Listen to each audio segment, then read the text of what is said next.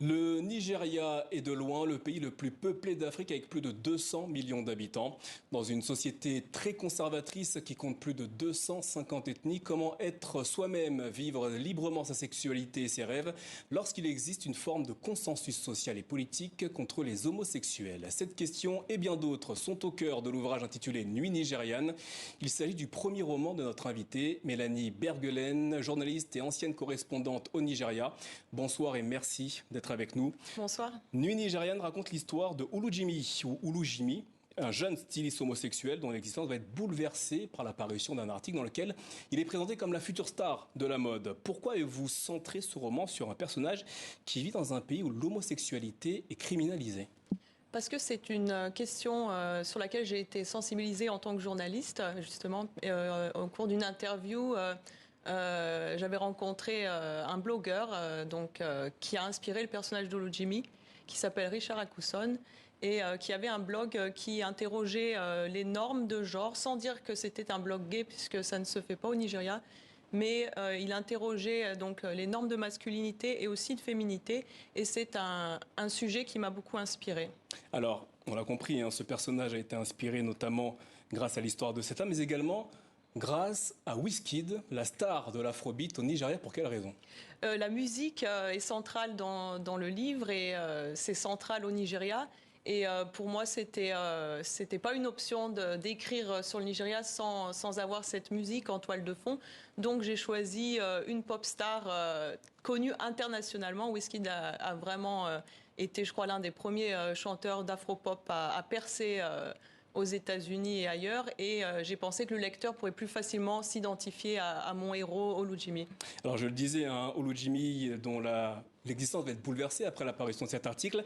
Je vais lire un passage lorsque, d'une certaine façon, sa préférence pour les hommes est révélée. Jimmy, les parents vont mourir de honte, ils vont aussi te couper les vivres. Cesse tes provocations, reviens-nous maintenant, reviens à Jésus. Il est là pour te sauver, ne le méprise pas. C'est le message que lui adresse son frère via WhatsApp. La peur, le reniement, la dissimulation, c'est ce qui lie aujourd'hui certaines personnes au Nigeria. Ce qui lie, pardon. Ce qui les lie. Il y a toute cette puissance religieuse, oui. Donc, si vous voulez rester dans votre famille, vous devez aussi rester dans votre religion. Ça fait partie de votre identité. Et c'est pour ça que si Olujimi s'éloigne du message originel religieux qui est très présent dans sa famille, il s'éloigne de sa famille automatiquement. Alors justement, la place de la religion traverse beaucoup cet ouvrage, notamment avec le pasteur Babatunde, dont on ne va pas dévoiler tout le rôle dans cette histoire. Toutefois, quelle influence ont les religieux sur la vie des Nigérians ? Alors ça va aller très loin parce que il y a donc au cours de ces messes, il y a aussi une attente en termes de délivrance. Chaque Nigérien le dimanche attend son moment de gloire en fait auprès de Dieu et les attentes sont très hautes. Et pour Olujimi, c'est aussi cette attente d'une approbation de sa vie, de trouver le chemin. Il se remet finalement à Dieu.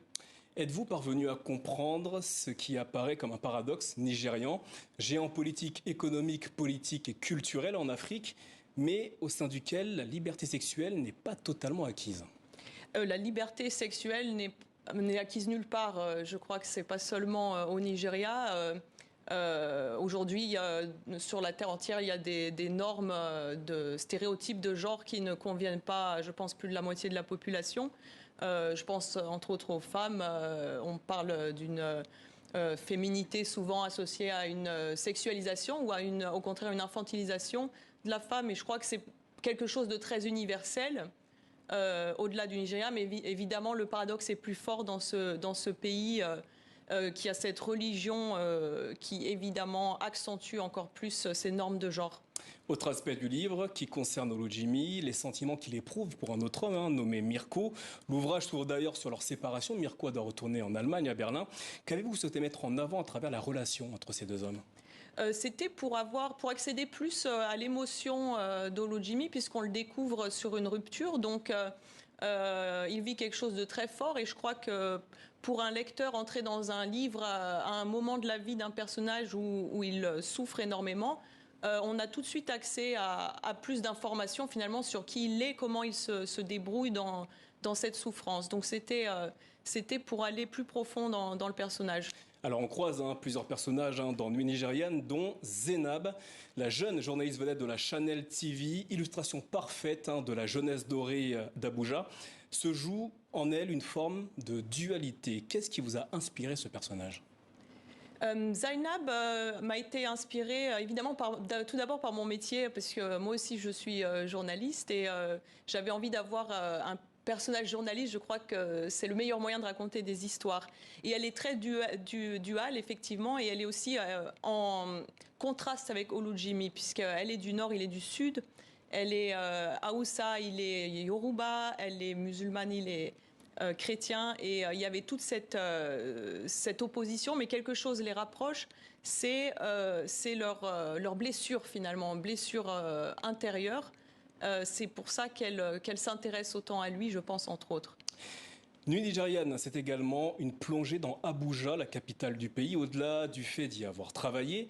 Quel regard portez-vous sur cette ville ? Elle me manque beaucoup. C'est une ville dans laquelle j'ai beaucoup apprécié vivre.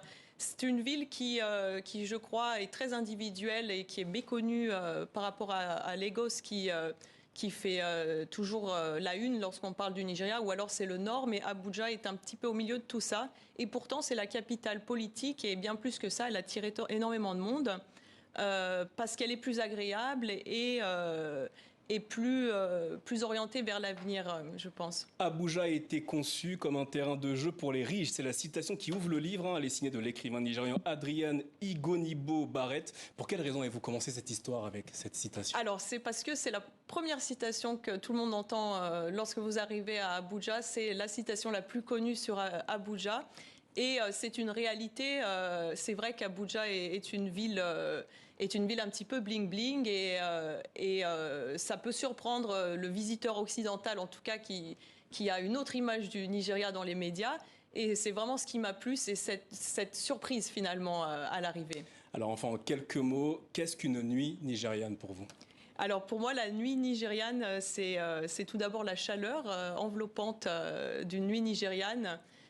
C'est la musique afrobeat, afropop, dans tous les bush-bars, et c'est peut-être une bière star pour finir la soirée. Mélanie Birgelen, merci d'être venue présenter cet ouvrage intitulé Nuit nigériane, un ouvrage paru aux éditions Kalman Levy. Merci à vous. Merci.